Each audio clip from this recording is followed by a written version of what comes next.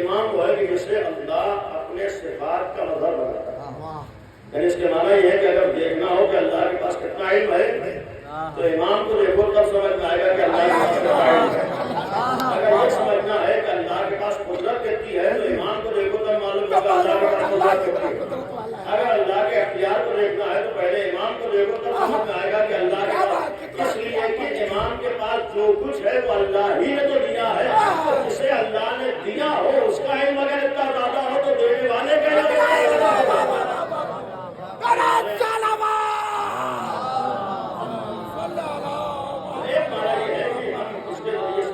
یہ یقین کریں کہ اللہ نے کیا کیا فضائل عطا کی. دوسری چیز بہرحال آخری منزل ہے کہ پہچاننے کے بعد امام کون.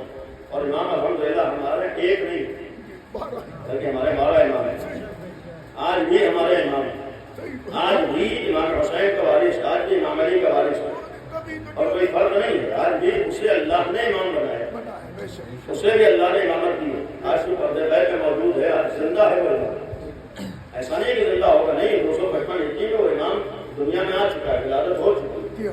آج وہی امام زندہ ہو. یہ بھی ایک اللہ پر یقین کی دلیل ہے کہ ہم لوگوں کو اللہ کی قدرت پہ شک نہیں ہے کہ 1200 سال سے کیسے زندہ رکھے ہوئے ہیں.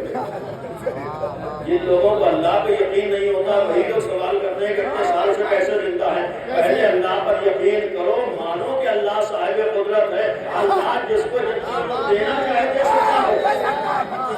اور یہ تو افسوس ہے ان پاس بہرحال بیجا سوال کرنے والوں کے اوپر کہ یہ لوگ آپ سے آ کر رسول اللہ کے جانشین اور اللہ کی حجت کے بارے میں تو پوچھتے ہیں کہ 1200 سال سے کیسے زندہ ہے.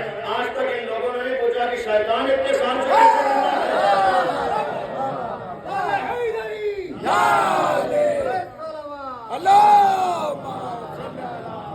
پوچھنے والی چیز ہے کہ اتنے سال سے شیطان زندہ ہے. کسی نے آج تک آپ سے نہ سوال کیا ہوگا اتنے سال سے کیسے زندہ ہے. شیطان تو سمجھ میں آ جاتا ہے کہ زندہ ہے, لیکن رحمان کا نمائندہ سمجھ میں نہیں آتا ہے کہ زندہ ہے. لیکن بہت سی چیزوں کو سمجھنے کے لیے جب تک ویسا ذہن نہ بن جائے سمجھ میں نہیں آتا ہے. جب تک ذہن میں شیطان رہے گا شیطان طرف سے اتر جائے گا. لیکن شیطان کے نمائندے کو سمجھنے کے لیے ذہن کا رحمانی ہونا ضروری ہے, ذہن کا خدائی ہونا ضروری ہے, ذہن کا اللہ والا ہونا ضروری ہے. جب ذہن اللہ والا ہوگا تبھی اللہ سمجھ میں آئے گا اللہ کے جانشین کو.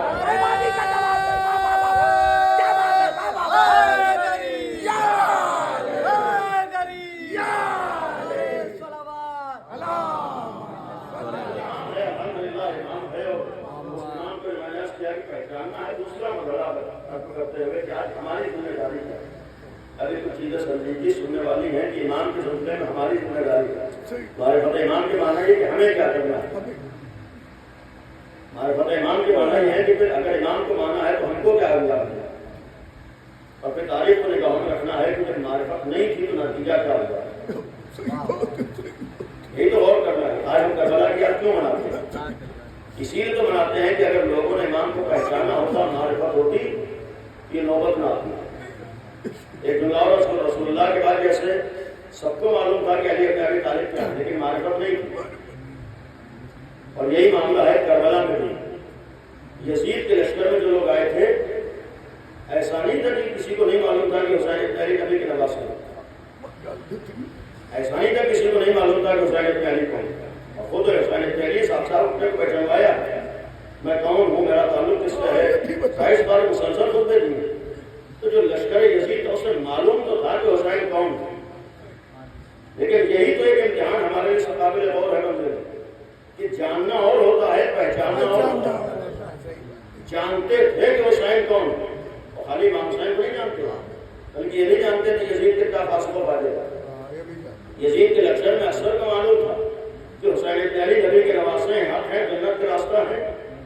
اور لشکر یزید میں معلوم تھا کہ یزید غلط ہے اور جہنم میں جانے والا ہے. جانتے تھے. اس جاننے کے باوجود جہنم کے راستے پر یزید کے ساتھ باقی رہے, جنت کے راستے پر حسین ابن علی کے ساتھ نہیں آئے. جانتے تو تھے لیکن کیوں نہیں آئے, بجائے تھے نہیں مارے پڑتے. تو اس کے معنی یہ ہے کہ انسان ہو سکتا ہے بہت سی چیزیں جانتا ہو. جاننا انسان کو فائدہ نہیں پہنچاتا ہے جب تک جو چیز جان رہا ہے اس پہ عمل نہ کر رہا ہو, اور عمل اسی کا کرتا ہے جب اس کو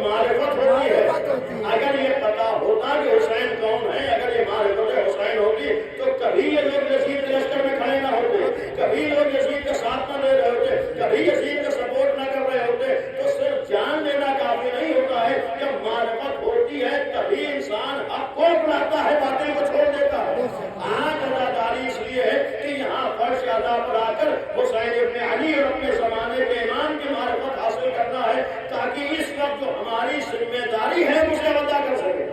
اور ذمہ داری ہے تو کیا ادا کرنا ہے؟ سوال یہ کہ ذمہ داری صرف یہ ہے کہ ہم نے فرض بچھا دیا. کیا صرف ذمہ داری ہے کہ ہم نے ذمہ داریاں کرنی؟ کیا ہماری ذمہ داری ہے کہ ہم نے جلوس نکال دیا؟ کیا ہماری ذمہ داری بس اتنی ہے کہ ہم نے انجمنوں کو بلا کر ایک بڑا پروگرام کر لیا؟ نہیں، یہی ہماری ذمہ داری نہیں ہے. صرف ہمارا کام فرش ادا پر آ جانا نہیں ہے، صرف ہمارا کام عزاداری کر لینا نہیں ہے، صرف ہمارا کام مجلس میں چلے